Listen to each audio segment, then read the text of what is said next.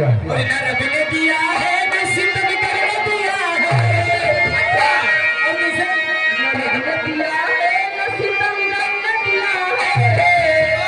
जो कुछ भी दिया है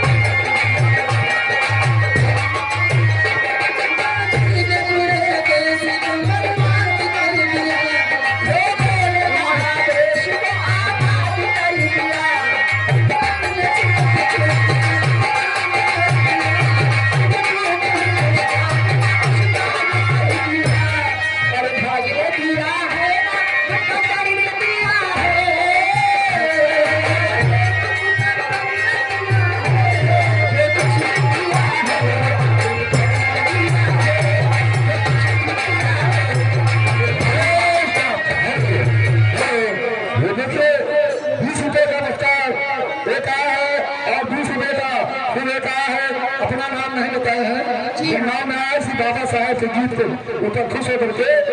20-20 रुपए का पुरस्कार आया है और समीर पार्टी का शिवलाभ लाल भुगतान दिया जा रहा है। अरे हम बहुजन हमर बाबा रतन से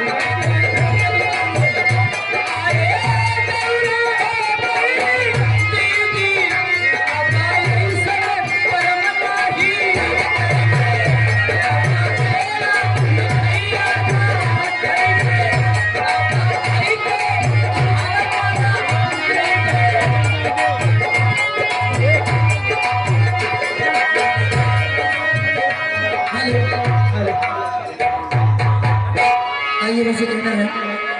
क्या कहना बच्चों? ए सखी क्या कही अपने नंदो के कहा रानी कहा अरे भैया के बोले दो अरे काहे ना हो?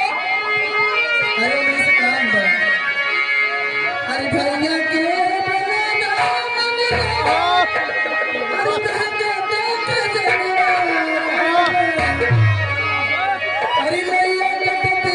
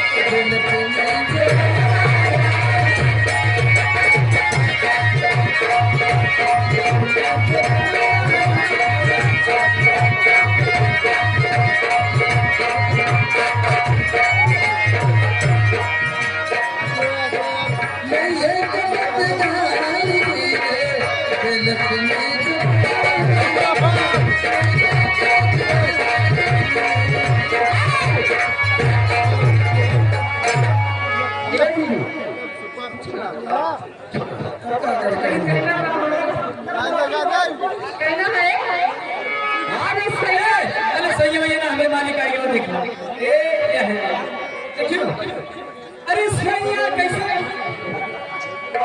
अरे सैया तके बाजता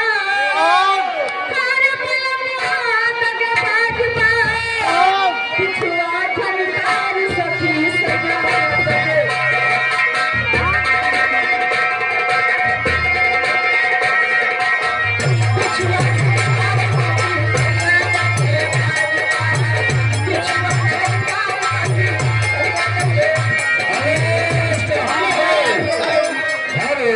वो देखिए इसी बीच में आ गए हमारे दुल्हा के चाची दूल्हे राजा के चाची उनकी तरफ से 1 रुपए का पुरस्कार आया है मैडम और संगीत पार्टी तरफ से लाख धन्यवाद दिया जा रहा है लेकिन उनका फरमान है बाबा साहब की चाची है ना हमारा मौसी हूँ। हाँ बाबा साहब की